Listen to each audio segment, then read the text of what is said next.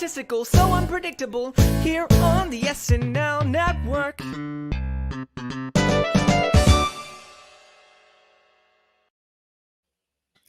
Yes, that is right. Hello, everybody, and welcome to the Hot Take Show for episode number 5 of season 47 with host Kieran Culkin and musical guest Ed Sheeran. I'm very excited to talk about this episode tonight. It is John from the SNL Network, and we have a great panel for our Hot Take Show. We are turning back the clocks tonight, so there's no excuse for you not to stay up with us. And speaking of turning back the clocks, we got to see Kieran Culkin, who was on the show 30 years ago, come all the way back tonight to host since his brother did it 30 years ago in 1991. So it was a really fun episode. We're going to go through all the sketches, and we want to see your thoughts in the chat. So please make sure to post those comments as we go through the sketches, and we'll bring those up on screen as we are doing so.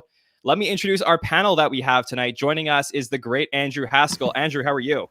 I'm doing good. I'm excited. Let's get to this. Yes, very thrilled to have you on. You're rocking your Red Sox gear. You're ready to go. So excited to talk to you. Joining us is the great Amanda Mitchell. Amanda, how are you doing? John, lovely as always. Thrilled. Happy to be here in the middle of the night. You know, casual. I did not warn my roommate, so sorry. Whoops. Yeah. Whoops. Well, we're going to have a lot of fun. We'll be live for another about 45 minutes to an hour going through the episode. And then joining us for the first time in season 47, it is Dave Buckman. Dave, how are you? I'm great. How you doing? I'm doing really great. It's so great to hear from you. You were a big part of our coverage last season in season 46. So really just wanted to welcome you back to the podcast in season 47.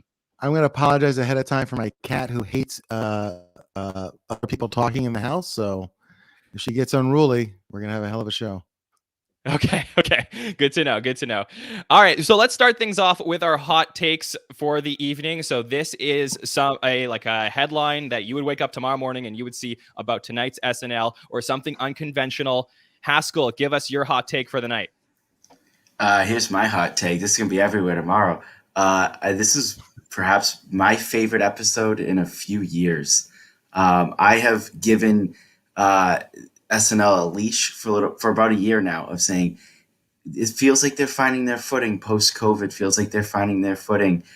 Tonight was the first time I was like, they didn't just find their footing, but they elevated to something different in a few different topics. So I am blown away by this episode. Is it a perfect episode? No, but just in a complete episode, one of my favorites in a long, long time. Okay, well, we're going to talk about the sketches, so obviously we're going to get your opinion, Haskell. But before I move on to Amanda and get her hot take, I just want to know, you're saying this is one of your favorite episodes in a long time. Is there something specific you can narrow it down to? Like, what really worked for you tonight that didn't work in previous episodes? The structure of it all. We saw them kind of tap into something that I think has been missing as a whole. You would get the sketches at a time, but was understanding their premise, building their premise up, slowly turning it to 11, and then having a little bit of teeth at the end to actually turn it all the way up across multiple sketches, like the whole night, in my opinion. Okay. That's what I felt it was. Cool. All right. Great to hear that. Amanda, how about you? What is your hot take for the night? My hot take is that I genuinely am shocked we didn't get a Macaulay appearance in real life, a non-archival appearance. And also that I thought it was a beautiful boiling pot of this episode. It simmered for like 15 minutes and then, just like Andrew said, just descended into what I thought was just heavy hitters back to back. Really great. Yeah. I don't think there was a lot to complain about tonight, but I am excited to talk through all of them. Dave, we haven't heard your thoughts about season 47 yet. How does this episode compare to the ones that you've seen? And give us your hot take for the night. I think I really like this episode, but I think I like the previous two more. The Sudeikis and who did number 3? This Rami Malek. Yeah, I think I like those a little bit more than this one. I thought I really enjoyed seeing the softer side of Kieran Culkin. The side of him we don't get much, so getting to see him play straight man, getting to see him play vulnerability. Real vulnerability, not Roman Roy vulnerability, was very refreshing. And I also am so thrilled we finally got JAJ's Trump that we've been kind of waiting on I think that really set a real good tone for the episode of just like, we got a Trump now. It's not Alec Baldwin. It's really good. Here's how good it is. And that kind of just portends and just ups everybody's game, I think, because they want to be as good as that was throughout the rest of the episode. But the live sketches were fantastic tonight. Yeah, that was really incredible, and we're going to talk about that cold open in just a moment. Dave, I am getting just a little bit of feedback on your microphone, so I just don't know if you just want to mute and unplug and replug. We'll just try that again when we get to you next time. Thanks, Dave. So for my hot take for the night, and I'm going to give a little bit of background. So one of the fortunate things that we get to do is we get, every week we get some information from people who work at the show, and they get to tell us what they are thinking about the episodes and give us a little bit of behind the scenes, perhaps like some of the list of sketches and writers and things like that, and we often share that in our patron group. So we were talking today with some of the patrons, and one of the interesting things that I was told before this episode was that they were a little bit concerned about Kieran Culkin. I had heard that he had a little bit of struggles with sketch comedy, and it's not something that he was used to doing, and that's totally fair for a new SNL host. But I did find out that a lot of things actually had to be changed at the last minute. I don't know if it's rewrites for sketches or major structural changes, but there were some changes that had to be made today. So I didn't know what to expect going into this episode, and I was completely pleasantly surprised to see how great of an episode this was. I didn't think that there were any problems with Kieran Culkin. I wouldn't necessarily say that he as a host absolutely made this episode, but the writing was really strong, and I felt like Kieran did a very serviceable job. So I would say that this was a surprise for me, and it exceeded with flying colors. So that's really my hot take for the night. So very, very excited to talk through the episode. Let's start with our cold open. I know that's what everyone is buzzing about. Everyone's excited to talk about what we got to see in our cold open tonight. So we got to see Judge Jeanine Pirro come back into the show. This is the first time we've seen her since that crazy wine escapade she had in the finale last season. We got to see Pete as Aaron Rodgers. Alex Moffat was in there as Glenn Youngkin, his fifth straight cold open. We got to see some Heidi, and then James Austin Johnson coming in with the Donald Trump impression. This is the seventh Donald Trump we got to see on the show, and in my opinion, probably the best. So Haskell, where are you at on the cold open? Yeah, obviously JAJ steals it again. Like, talk about the story of this season so far. Technically, again, like the best Trump that we've seen. He does a good job of kind of taking it a little less nasally than I think everybody else has kind of done Trump. So he was incredible in that. It was kind of after years of kind of getting sick of these types of cold opens, like a Fox News cold open.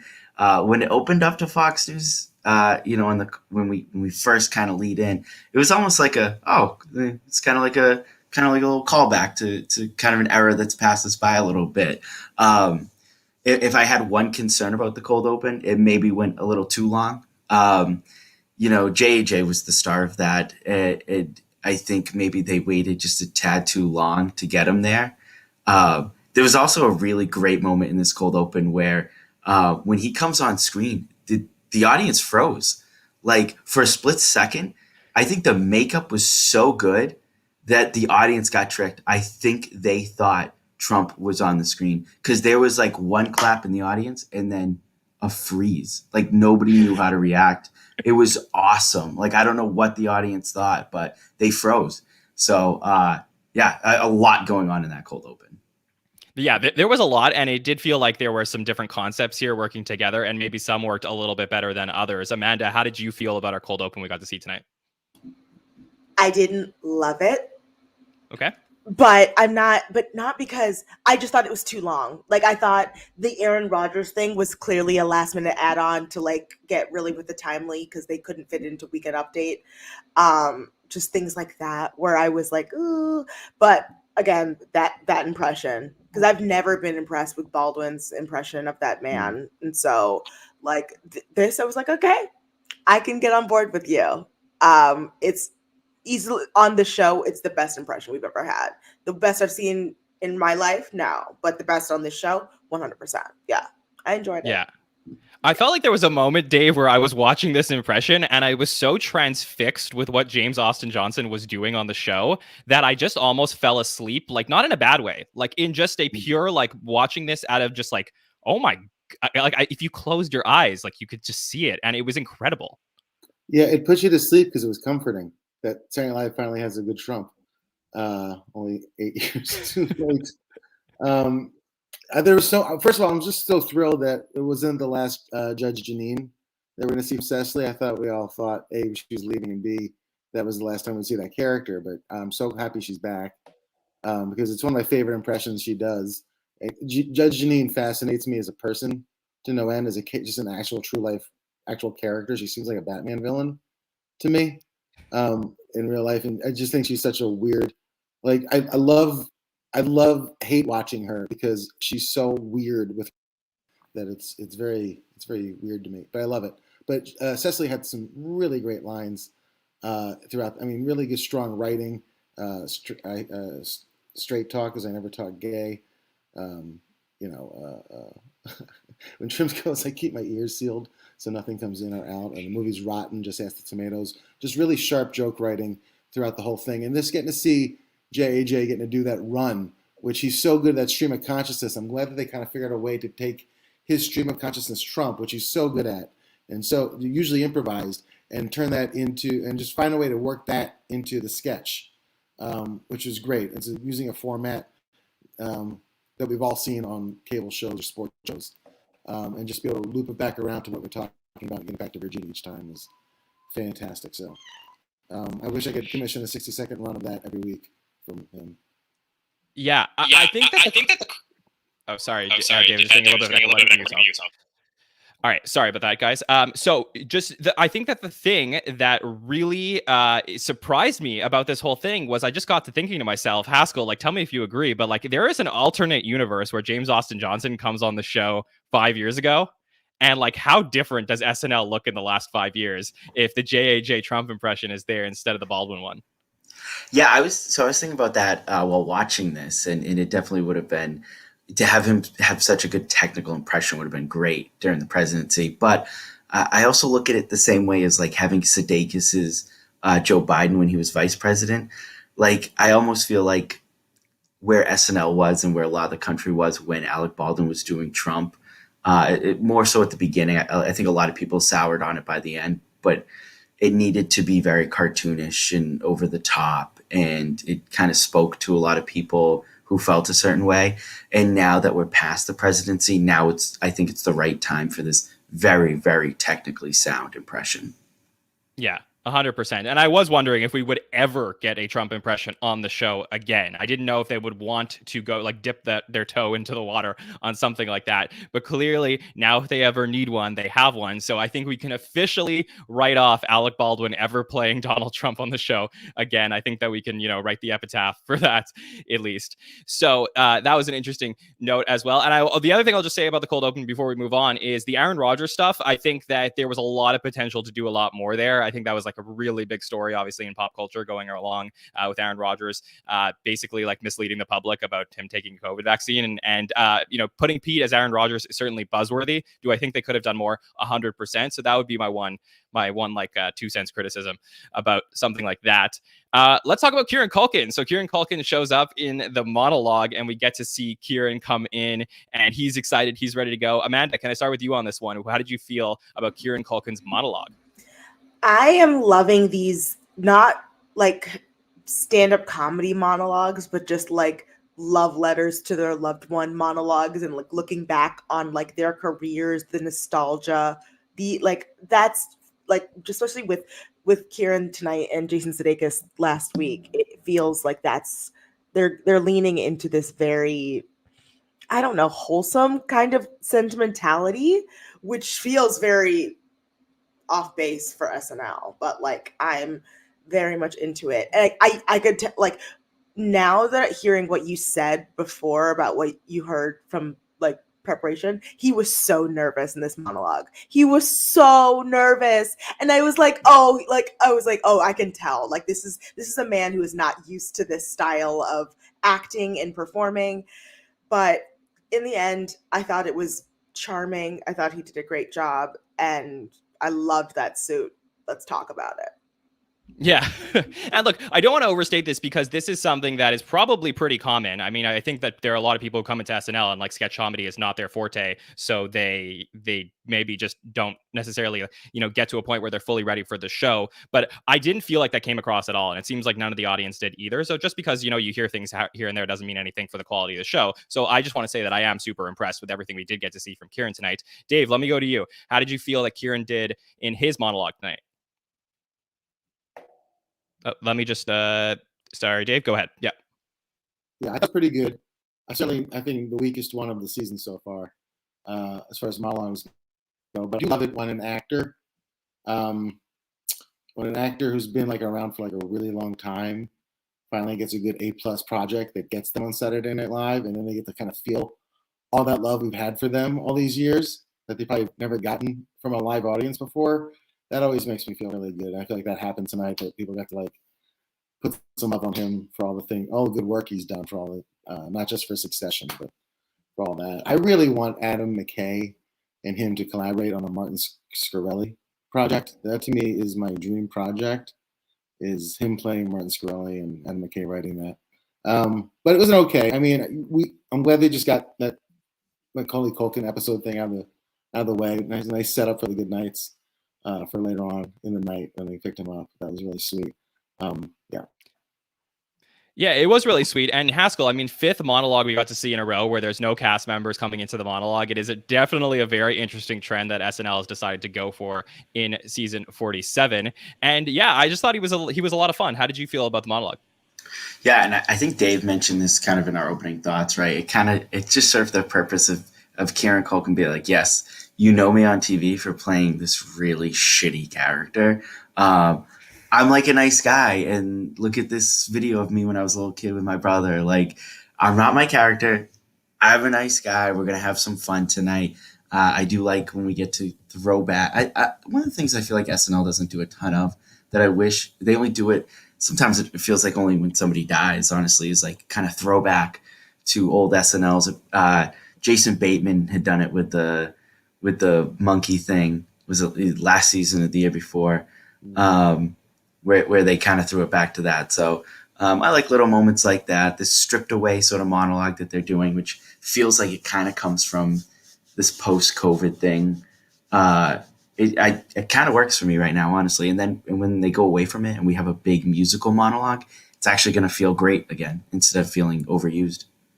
Yeah, that's a really good point. And I also laughed really hard when he was like, hey, I was in 3 sketches in 1991 and 2 of them are problematic. Because I was actually looking, we posted on our Instagram one of the sketches this week, the one that he talked about on Jimmy Fallon last night. He did one with Dana Carvey and Chris Farley. And it's a really nice sketch, but there's another one with the Richmeister, if you guys remember that from the 90s. And then another one from the Bears where they did a Thanksgiving themed stuff in it, and I was trying to figure out what to do with those pieces. So it is interesting to always look back at archival footage of SNL and figure out what they're going to do with that stuff now. And I thought that was a really cute nod to people who got to see that 1991 episode. I thought that it was odd that NBC put up that the Timothy Chalamet episode earlier in the evening during primetime, because there were so many similarities between that episode and this episode. It was great that Dionne Warwick was in that episode. There's a flashback in the monologue. There was a crazy horse sketch. There's just a lot of similarities between both shows that they would. I wonder why they would do that. To your point. Sorry, Dave. So to your point, it was very interesting for me because I was actually thinking the same thing, and it was pointed out to me earlier in the evening that the Dionne Warwick impression has actually been Dionne Warwick appearing in this episode has actually been planned for a while now. So then they chose to put the Timothy Chalamet thing as the 10 o'clock episode in order to help promote that. So I think that was a great connection that we got to see between those 2 episodes, the Timothy Chalamet episode from last season and tonight's episode. Okay, so let's talk about our first sketch that we got to see tonight, and that would be Spectrum Cable. And this was a lot of fun. Haskell, how did you feel about it? Yeah, this is where immediately in this episode, I was like, this is a great kind of first sketch after the monologue. at first I'm like, where is this going? But it starts off what I think was like a common theme throughout the night. If you remember, if you guys listen to the different podcasts that we put out last year, we were always finding these common threads in episodes, which was weird. I don't know if you remember that, John, but it felt like tonight's thread was like relatability, like these little relatable moments that they just expounded upon. Like it was crazy. And to get all the cast members in there was great. And then to finally turn it up to 11 and for Bowen to be, Spectrum at the end, and Keenan's perfect in the sketch. Like this was a sketch that made me say like, all right, this is, we're starting to build on some stuff. So I loved this sketch. Yeah, and I think we're getting back to a point where we're seeing more slice of life sketches, which is really nice. Like starting with the mattress store that we got to see in the Rami Malek episode, and then something like this. I think this was really fun to get to see. Amanda, how did you feel about Spectrum Cable? It was perfect. From just the jump, I literally said, when the minute I heard the words like you're getting a call back from Spectrum Cable, I felt my body turn inward. I went to full body cringe because I've had this phone call with Spectrum Cable trying to cancel. So I loved it. It was perfect. Yes, every bit of it was just art, in my opinion. Like, and I also love to get to see, just like everyone was in this sketch, and that I don't feel like that's happened very often this season, where we've seen pretty much everyone. But was really happy to see the interactions with Melissa and Sarah, especially because that's a dynamic that I'm like, build on this, please build on a relationship there. And yeah, I think it was great. Domino's Pizza. Mm-hmm. yeah, just Mukes really crushed that one. Dave, you gave the thumbs up earlier about Spectrum Cable, so let us know your thoughts on it. Yeah, I really enjoyed it. I loved that it was just one customer service rep, which would have been such an easy sketch to write, and that it was just like a never-ending parade of unhelpful customer service reps. And every single one of those things have happened to me. But like the insincere listening was great. I love when Mikey Day keeps repeating his name over and over, and just like, okay, we're in. They're just gonna like skewer customer service reps, and they did, and I love it. They hit it from every possible angle. And then Andrew's right, just like that Bowen thing at the end was just like A+, one A+ heightened. That it could have just gone like at the end there, but it was just they just took it to a whole new level, and yeah. It was so much fun to get to see this sketch with all the different cast members. My favorite part, I think, was Heidi Gardner when she was like, yeah, I'm not great either, actually. And I thought that was just such a killer line from Heidi. Heidi, who's just continuing to crush on this season. She's doing so well. To me, her best season on the show so far. I'm just so impressed with what she's doing. And I think that what I loved about seeing a sketch like this with lots of cast members in it is we got to see, lots of cast members in the impression sketches, one time this season, and now you get to see a bunch of cast members in this sketch rolling out their own individual characters working at Spectrum, and I think you could just kind of see how dynamic cast is, and that's what's really fun about it. All right, let's talk about the heist. So Haskell, what do you think about the heist? I was a little nervous at first because the way it starts out is I thought they were going to kind of just double up and do like another sketch where they introduce all these people, because that's sort of how it starts off, with Chris Redd being introduced, and then we get Mikey introduced, and then Kieran Culkin comes in. But I'm also a sucker for this kind of sketch. Chris Redd can play this character in his sleep. This overconfident character who just gets his legs cut out from under him, and then just has to sit there and squirm. Like he did, the Rudy inspired type character in the JJ Watt episode a few years ago. This is very similar, like it's in the same universe. But again, the type of sketch that I can just, I could watch Chris Redd do this for an hour straight if he put it out there. Yeah.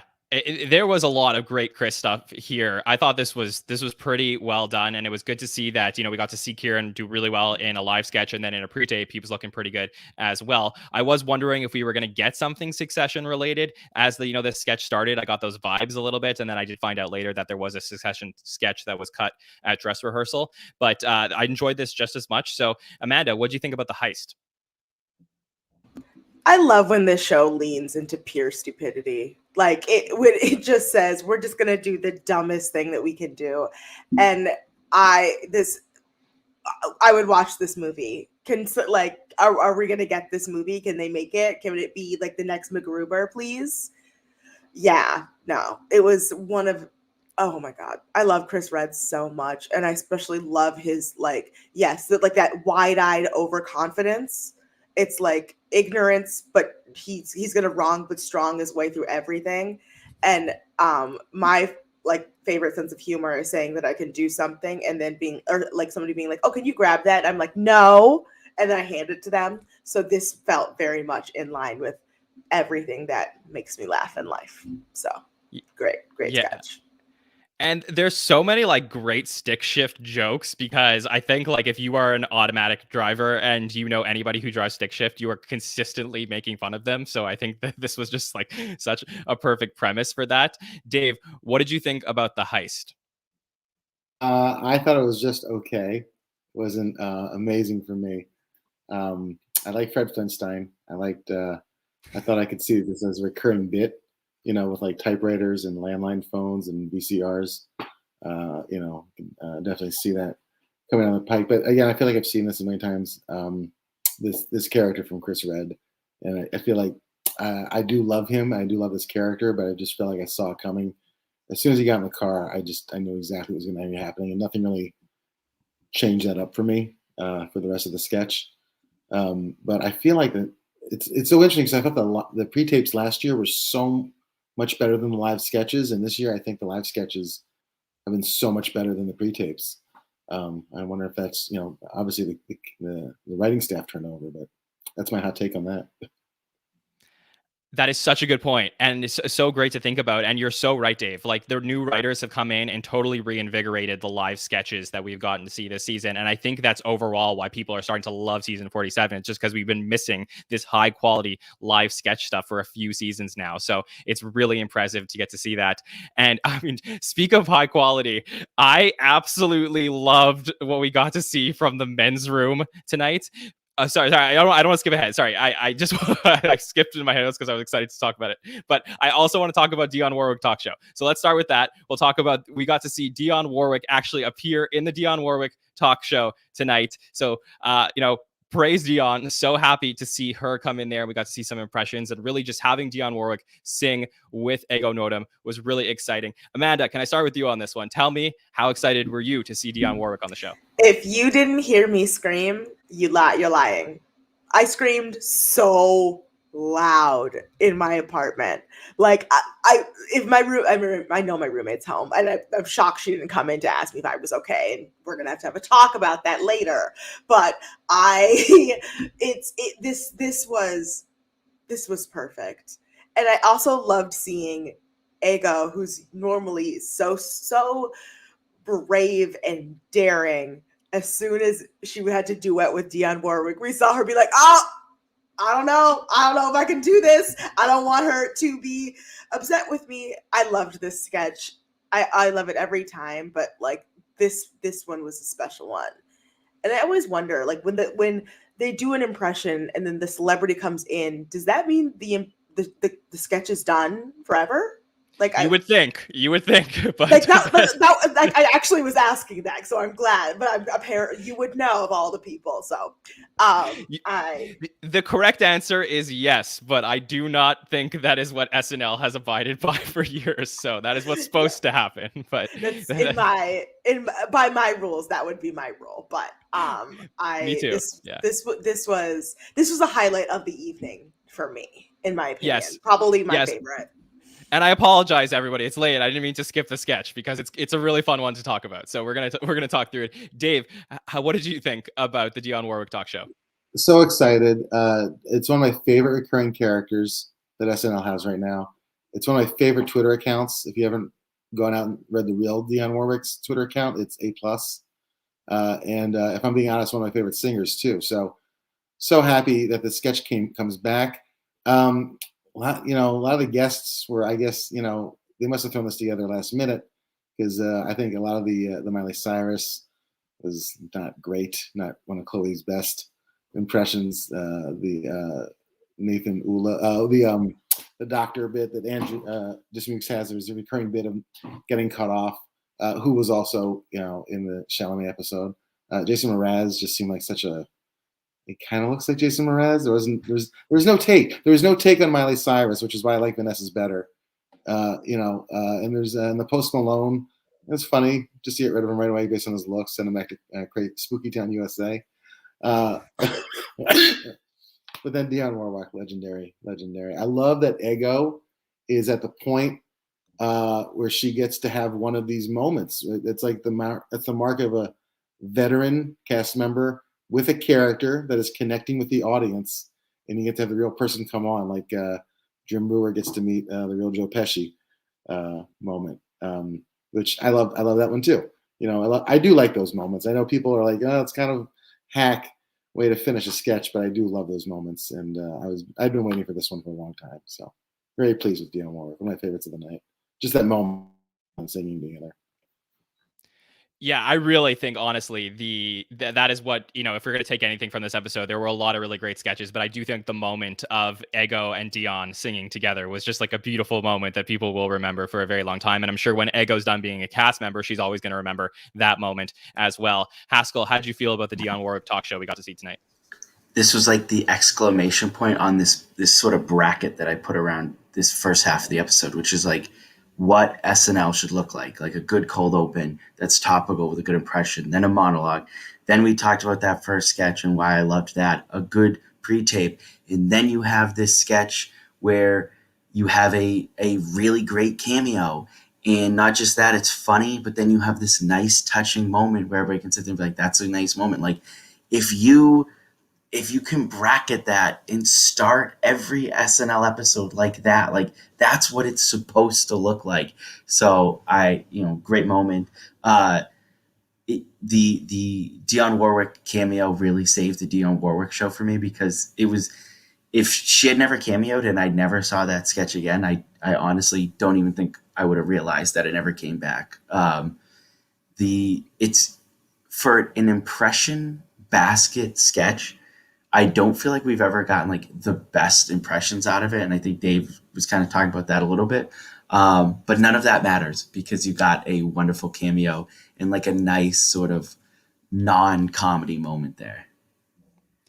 Yeah, I agree. And I mean, our friend Ike in the chat says when they eventually make a Best of Ego compilation, this moment will be there. I think that's going to be the cover. I think like the cover of, if they still make DVDs, I think they would make the DVD cover, the Ego and Dionne moments that we got to see tonight. So it was a really beautiful moment that I really enjoyed. And, a lot of people were interested in talking about this Miley Cyrus impression we got to see from Chloe Fineman. Chloe, who has just really not been on the show enough this season. That's like my one criticism of season 47 so far, is not enough Chloe Fineman. And I actually enjoyed this impression. I thought it was fine. I think that a lot of people are comparing it to the Vanessa Bayer impression, but it's just very different. Like Miley's different now. So I think that this is just a cool impression, and it's a different stage of SNL and a different stage for Miley. So I didn't mind it. I thought it was pretty good. Dave, did you want to jump in there? Technically, it was a good impression, but there was just no satirical take on Miley Cyrus as a character. The way Vanessa, I feel like, you could tell there's like, she was kind of making fun of the dead-eyed monotone version of Miley, who didn't really understand what she was saying half the time, and I got none of that from Chloe tonight. Yeah, that's fair. That's definitely fair. All right. So obviously people know I want to talk about the men's room sketch. And I just was watching this sketch and I kept thinking to myself, like, yeah, not exactly everything they were saying, but like I've been in these situations before. So I kept thinking to myself, I'm like, this is actually a really awkward situation that I don't remember SNL ever doing like a great take on. Like maybe I'm wrong, and like chat, let me know if there's been other like urinal related sketches that have been on SNL in the past, but I can't think of one. And I don't know. I just think of like moments in my life where I've just had very awkward conversations standing in a urinal, and I just think there's so much fodder there to talk through. Haskell, how do you feel about the men's room? It was kind of the cap of this like relatable trio. It was. Have you ever tried to cancel cable? Did you ever have to learn how to drive a stick? And have you ever been to standing there in a men's bathroom? It was great, but the moment where they set up and Alex turns to the camera and says, "I killed a man in 2012," like that is the just in a nutshell my favorite type of humor. You knew eventually that these like admissions that they were making was going to take a twist. I knew something was coming, and yet that was a gut punch to me. Like I absolutely that might have been my favorite line of the season so far. I killed a man in 2012. But I actually, the other one I really liked from this one was see you on the ice. We work at a pension fund. I thought that one was really great too. Amanda, I know you probably could not relate to this one as much as us, but how did you feel about it? As a woman who strikes up conversations in the bathroom on purpose, cannot relate to this whatsoever. But you know what? I thought it was brilliant. I truly was like, why is Tracy there? What Tracy, what okay, cool. Nice to see you, dude. Love you, love to have you here. I thought this is such tight writing, and in such a way that like if you are like Haskell said, like if you want to pull in a twist at the end, that was the perfect one. And it was these little nuances. The thing about the Bowen at the sink when he can't get the sink to work, and he already has soap on his hands, literally happened to me last week. So like, yes. And the trick to that is to put a piece of paper towel over your hand and then swipe it, guys. That's the trick. But like truly, every bit of this sketch, I was like, they're just knocking it out of the park this episode. Every bit of it. And another sketch that Chris read reminds us, like, he's good, he's really good. And here he was incredible. And football is crazy. Yes, exactly. There were so many people in the chat that are like, yeah, my wife had to ask me if this actually happens. So I love that. I love that everyone's having this conversation at home tonight, if this stuff is true. Dave, how did you feel about the men's washroom? I've done all these things. I've had all of these thoughts, every single one of them, except for the killing somebody. I've had every single one of those conversations, and I've had all of those doubts of like, why am I saying that? That's weird. But I love the sketch aesthetically. I love the light change, the no voiceover choice to not do that all and not do a voiceover was awesome, and talk to the camera. I love that choice. It was something different. It felt very much like an evergreen Second City sketch. I could definitely see that on the Second City main stage happening very easily. And Alex's sociopath was the perfect heighten to that sketch. But then, of course, bonus heighten, Tracy's been hiding in the stall the whole night for the whole sketch. It was very fun to see him pop out. I just wish he didn't step on his laughs, which he usually does in his cameos. He'll step on his own laughs, which I friggin' hate because he's so funny. He brings so much good energy, but his timing gets way off if he hasn't done it for a while. You know what I mean? Even when he came back and hosted, his timing was a little off for the first couple sketches, and he finds it towards the end of the episode. So he needs 3 sketches to get warmed up if he's not going to show up to rehearsals. But it was a pure joy seeing him, and what a great use of him as a cameo in a sketch. I loved it. It was so wonderful getting to see Tracy on the show tonight. It's just really fun to see him show up. And obviously, you know, we all think back to him not being able to be at the 40th anniversary and then getting to host shortly after when he was healthy. And it's just so great to have him on the show. I know that he was in that Cut for Time piece, the Black Succession sketch that we did not get to see. And I do wonder if because he was cut in that, he may have gotten tacked on to the end of the men's room since he was in the house anyways, and they didn't want to cut the one thing that Tracy was in. So if somebody was at dress rehearsal, definitely let us know if Tracy was originally supposed to be in the sketch. I'm curious about that because I do feel like, though it was nice to see him, his role in the sketch felt like a little bit tacked on at the end to me for this one. But like I'll say, I'm just going to reiterate, like the relatability in some of these lines was some of my favorite things that I think we've had in SNL this entire season. I think that like I'll just say I had an experience in college where I went into the men's washroom after a lecture, and the teacher comes in who just taught the lecture and goes to the urinal right next to me.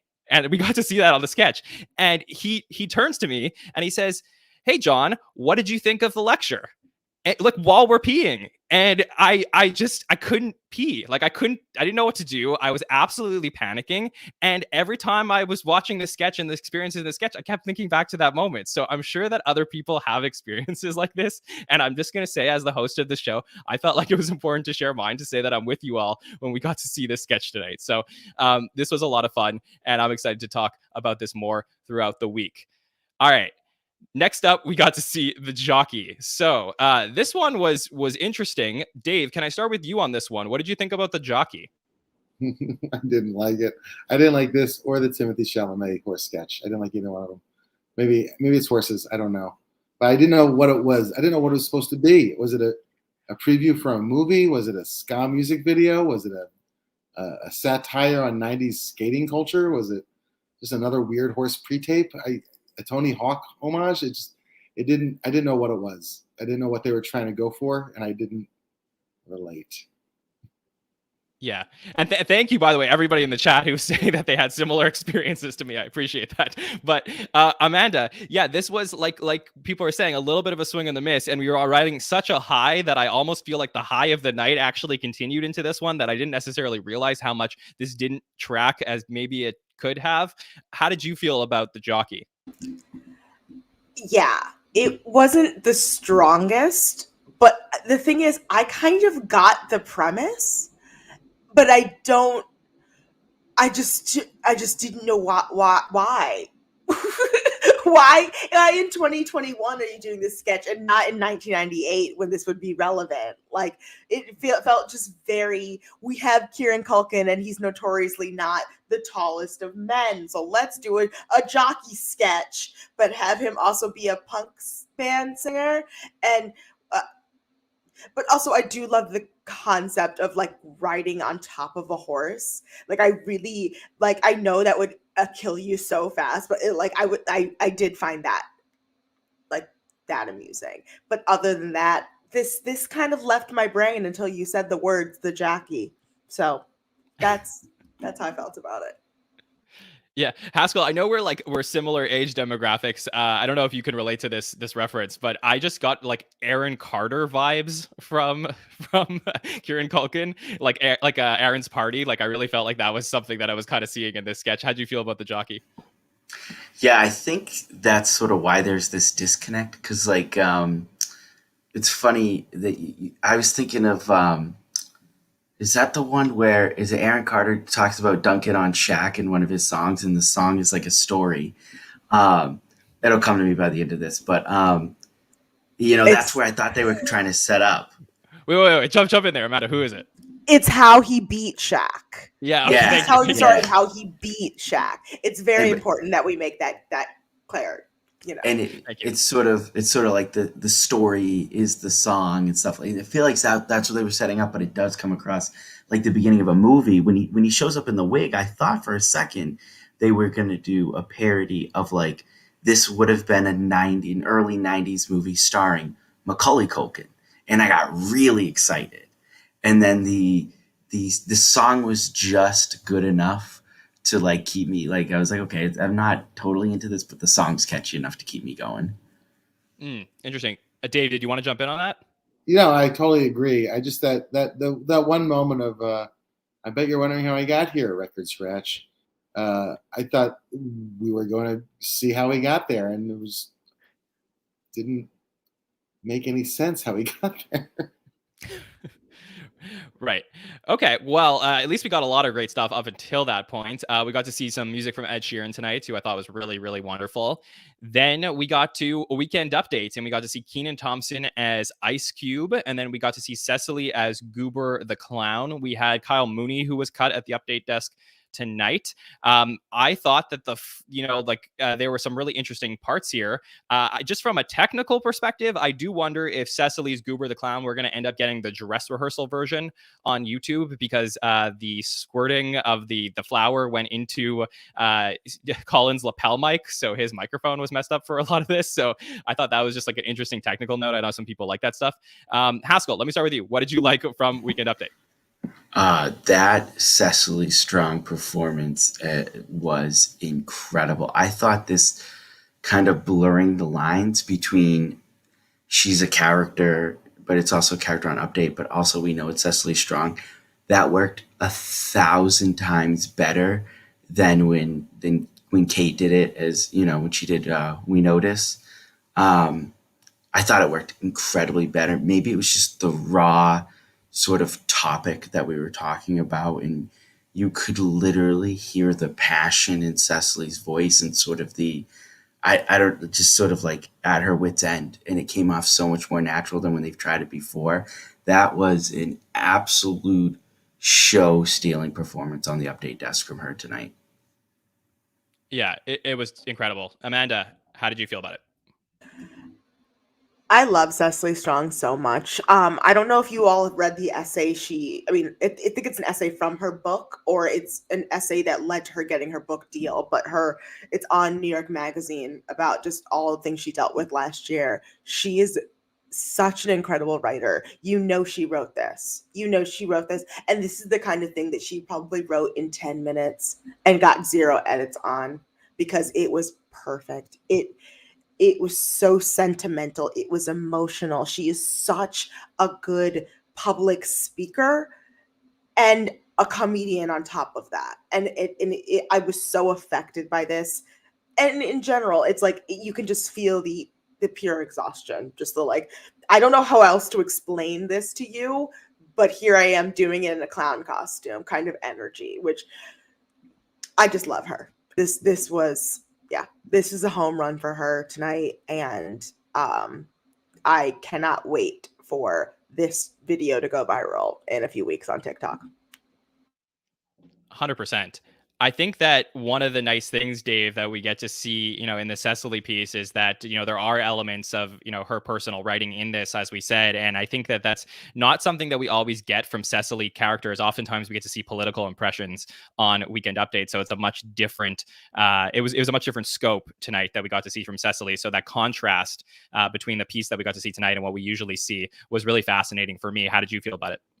Yeah, I love Cecily so much. And this was so poignant. I mean, the idea to have this very vulnerable and touching and totally relatable story about abortion, and but choosing to undercut it with like Clown v. Wade and honka honka honka was just a brilliant way to be able to like get Middle America to digest that kind of topic on a comedy show and just be able to hear it. But then all the technical stuff undercuts it even more, which just shows how good the writing was, because the sketch was still a home run, even though it was a technical nightmare. But that with the mic not working and her not getting the honka honka off the actual horn, there's just a lot going on there. And she had the bow tie that she was controlling too.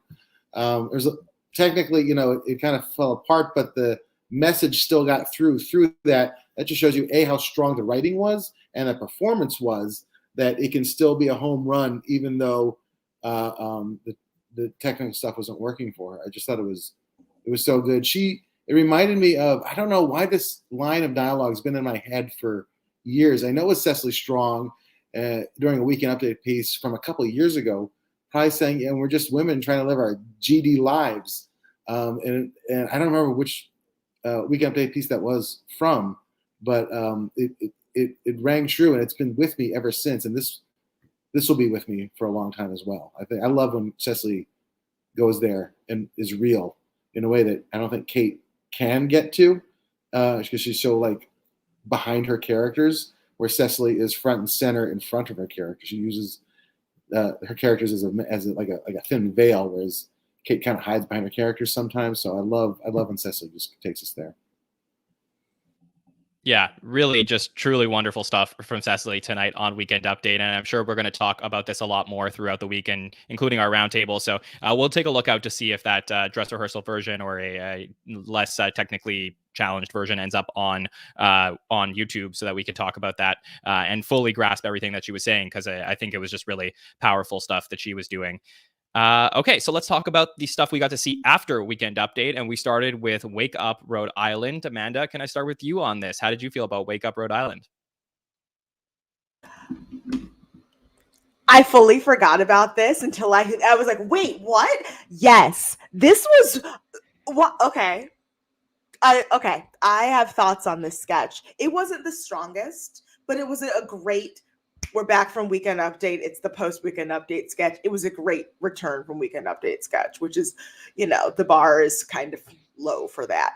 But I truly loved the chaotic energy and I love Cecily as the straight man. But also, I hope those kids went to bed. I hope they put those Boy Scouts to bed. It's too late for them. Go home. But other than that, I really like this. This was like a classic SNL sketch. It was dumb. I love a news broadcast sketch on this show always. And I really, this one had to grow on me, but when it landed, it landed. Yeah. But also I really want to hear the rest of that rap. Come on, release it. Spotify. Yeah, give us the Turkey Tom uncut version. We want to get it. So that was a lot of fun. Dave, I really enjoyed this one. How did you feel about it? I loved it. I absolutely loved it. I think this and the customer service reps and the urinals were my top three of the night. I love that he was also very relatable. Haskell's point as well, working on the rap and costume instead of doing his actual job last night. Perfectly relatable to everybody that wants to, make the book cover, put more time in the book cover than the book report itself. So I totally get that. And I love, my shout out for tonight goes to Keenan in the sketch. I love a character that isn't aware of the inappropriateness of the main absurd character. That character to me is so funny. Like it reminds me of that when Will Ferrell comes in Star Spangled G-string and Horatio is like, what does he say? He's like, you're the best in the biz or something like that. I love that guy. That guy to me is so funny. Chris Parnell was so good at that. Just being that guy that just like encourages the absurdity rather than stops it. Yeah, I love that. That's such a good reference and really such a great point. Haskell, how'd you feel about this one? I loved it. I think if you've ever watched a single episode of SNL, when you saw him in the turkey kind of get up, you knew immediately like what is about to happen that's going to make this get up inappropriate. But one of the keys to tonight was knowing where the punchline is going to come from, and they still did it in a way that was amazing. The line that got me today was they cut back to the beach, and those Boy Scouts are gone, but the line is the sea took them.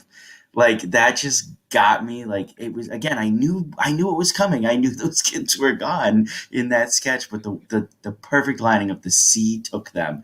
It killed me, and that was that just kind of is a great encompass of what tonight was. Yeah. Oh, honestly, the writers tonight, I just have to big round of applause. I have to say, just so many lines in this episode. I think that this is I don't know if this is my favorite of the season, but I would say that this is definitely the best written episode of the season. And we've gotten some really good ones. So just really going to double down on that particular note. Okay.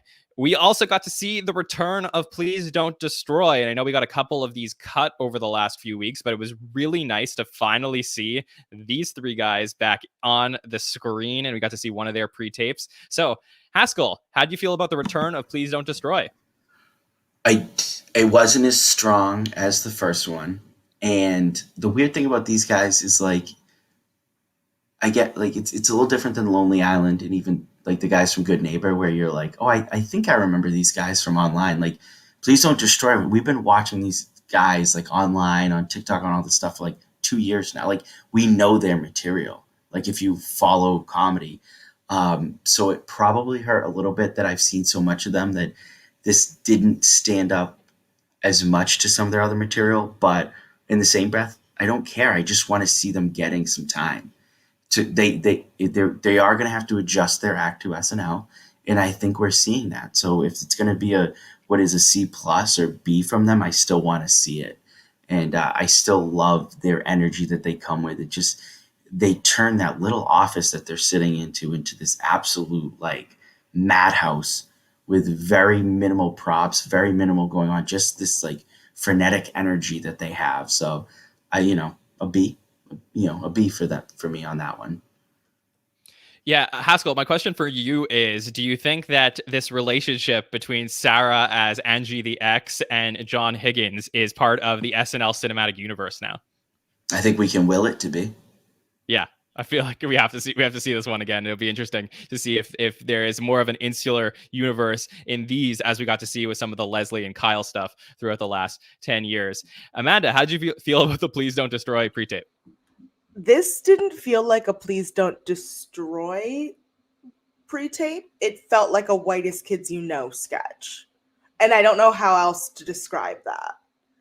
like I enjoyed it. I thought it was funny, but I was like, it didn't feel like the same universe, like the universe that they've been building on.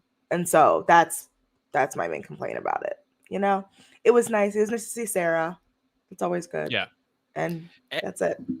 Yeah, and Amanda, I think the thing about having Sarah in this sketch was really great, because one of the things we've been vouching for is like, hey, this is a new segment that is clearly going to be on the show, at least throughout season 47. We have seen one other piece make it to live. We have seen a cut version of this on YouTube put up, and I believe that there was another one that was cut that was about an HBO show, which I'm curious if the reason that one never aired and didn't air on this episode was because there was a host that was from an HBO show. So I wonder if it was just too meta for this particular episode. But one of our things that we were vouching was, hey, like, new cast members, get in with the PDD guys and get on these pre-tapes. And that's exactly what Sarah did tonight. So I think that's wonderful to see that there's a connection now potentially between Sarah and the PDD boys on these pre-tapes. Dave, how did you feel about this one that we got to see tonight?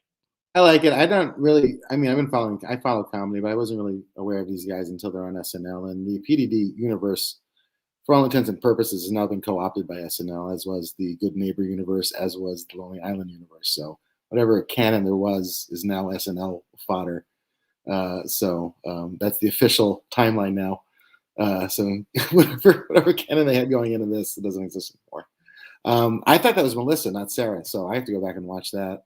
I like these guys. I think they're very funny. I like their sketches. Obviously, everything takes place in their SNL office. So it is very different from Lonely Island, and that Lonely Island is exploring New York with their filmmaking. And these guys look like they haven't left their office yet for any ideas. And it's just a lot of sitting around talking. Very funny edits, very quick, funny edits that kind of do a lot of the punchlines for them. But I'm really enjoying them. I just would love to see them get out of the office and do something in the real world. Unless that's what their thing is. I really don't know.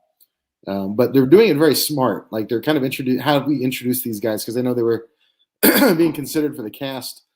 So how do we take these writers and introduce them to America so that when they do join the cast, probably in 48 or 49, or at least one or two of them do, we'll know them by then, and they'll be familiar entities. I don't know any of them from each other yet. So the fact I know that one of them, his name is John, and now I know which one is a very smart way to go about doing that, guys. Yeah. So I would love to see a Black Succession sketch over any of the three pre-tapes we got tonight. This one seems evergreen, so it could have happened at any time. They could have held on to this one for a while, and given us a Black Succession sketch, which we can only get with Tracy and Kieran in the house. So I hope we get to see that in some form or fashion. Yeah, same here. And then, Dave, I think that the other factor in this is how much of a budget is SNL giving Please Don't Destroy for their pre-tapes, because we get to see these elaborate, crazy pre-tapes that, that they do all the times. Like, we saw how much effort that they put into something like the Squid Game pre-tape earlier this season. So the fact that PDD has just stayed in their office makes me wonder if that is a deliberate choice on their parts, or if SNL wants to, have this as a work in progress, and if it's successful and people continue to like them, then they'll get a bigger budget to go film things outside of the room. Dave, do you want to just comment on that? Sure. I mean, it didn't look like there was a lot of production value to Chronicles of Narnia or Lettuce or any of those first season Lonely Island pre-tapes. It looked like they didn't do too much with. They just went out in the street and shot some stuff, and maybe the clearance, getting permitting cost a lot, but they didn't do too much high production value until they had, boats and stuff like that. Yeah, that's exactly what I was gonna say. Go ahead, Haskell. Yeah. I just for the Please Don't Destroy guys, I think most of their stuff that went viral before SNL is them sitting and talking like in their apartment or in one of their apartments. So I think they're literally just trading out the office for the apartment, and they're just sticking to their, I think we got one of the comments that says their shtick for now. I think they're going to stick to that while they introduce themselves, at least for a little while. Yeah, that's totally fair. I'm just curious is like how long will that last and work with the SNL audience? Obviously, we're still very early. I mean, this is only the second one that really like got on air. So it's we could still see more funny things from The Office, but the question is like eventually, assuming these guys have a long successful run on the show, we're going to have to see them go other places. So I just want to see what's going to be happening there as they continue to go. Okay, so that is our episode from tonight. I thought it was a really, really fun one, and I was completely pleasantly surprised. I think Kieran absolutely crushed this, and I think that the writing, like I said, was fantastic. Chat, I would love you to give me a number between 1 and 10 on your thoughts on the episode, and while you are doing that, I will ask the panelists, give me a 1 to 10 on your thoughts, and maybe, final thoughts on the episode tonight. Haskell, start with you. 8.5. Like I said, it's one of my favorite episodes in a long time. It's everything that SNL should look like. I guess maybe the one thing it's missing to keep it from like a 9 or a 10 is a lot of great moments, good sketches that I'll be happy to remember, but maybe not the home run sketch that's going to make it on the best of season 47 sketch list for the jokes. Obviously, a few moments will make it on there, but 8.5. Okay. Amanda, what about you? I agree. I would give it an 8, 7.88, somewhere in that range. I thought it was a good episode. I'm sorry that Bowen Yang had to work on his birthday, because today is Bowen Yang's birthday. But other than that, I think there were some great standout moments, but nothing like last week's the Jason and Ego flirting teacher sketch, like nothing that was so clearly like, this is what we're going to be talking about tomorrow. So yeah, that's what I got to say about that. That's very, very interesting. I have to think about that, but that's a good point, because I do wonder if I felt like some of the sketches tonight were just as good as that one, or that one is to me still the best of the season. I guess we'll have to talk about that throughout the week. All right, Dave, over to you. Number between 1 and 10. I think 7.5 for me. I love the urinal sketch. For me is best sketch. Really, really solid. That'll be best of 47 sketch for sure. Some good joke writing at the top. Trump impression was great, but I think those are the big and Dionne Warwick's cameo, of course. I just want to give a quick shout out to the New Jersey motto being "Der" joke and the Gonzo's nose joke. And we can update both those two. Were top tier. We can update jokes for me. Definitely. I think I'm going to go with, I think I'm perfectly in line with Haskell tonight. I think that the 8.5 is probably right. I would say maybe towards a little bit of a 9. I say you got an 8.5 leaning upwards. So I think that I really just enjoyed so many pieces in this episode tonight, between, really cold open monologue, Spectrum Cable, heist was good, and Dionne Warwick talk show and men's room. Like the whole first half of the episode, majority, probably 2/3 of the episode, I think was just a very high quality SNL. You can't really ask a lot more from the show. I think that we got some good cameos tonight, some really exciting writing, and just relatable sketches that we get to talk about and share with our friends. So I think this was a really fun episode, and I hope that the momentum continues next week with Jonathan Majors. We have a lot of Marvel connections coming up, so it'll be really fun to talk through all the episodes we get over the next couple of weeks. And as we get ready for our shows coming up this week, let me bring up our schedule for this week on the SNL Network. And on Monday night, we're going to be back with 3 more panelists talking about Kieran Culkin and Ed Sheeran's episode, all the fun sketches. We'll dive deeper into, our thoughts on Kieran Culkin as a host and how, this episode may be compared to the Macaulay Culkin episode back in 1991. So we'll talk about that throughout the week. We have our patron feedback show on Thursday, and we're going to have 2 very fun guests. 2 patrons are joining us on the patron feedback show. They're from the podcast. I believe it's Saturday Night Vibes. So they are going to be joining us on the patron feedback show. It'll be really fun to talk to them. I think it's Greg and Emily. And then next Saturday night, join us right over here for Jonathan Majors and Taylor Swift. I know all of our Swifties are very excited for next week's show. So that will be a lot of fun as we begin our march through to Christmas, the 3 November shows and the 2 December shows coming up. I want to thank everybody in the chat for joining us, as well as our panelists. So let me start with Andrew Haskell. Thank you for joining us. And where can people reach out to you?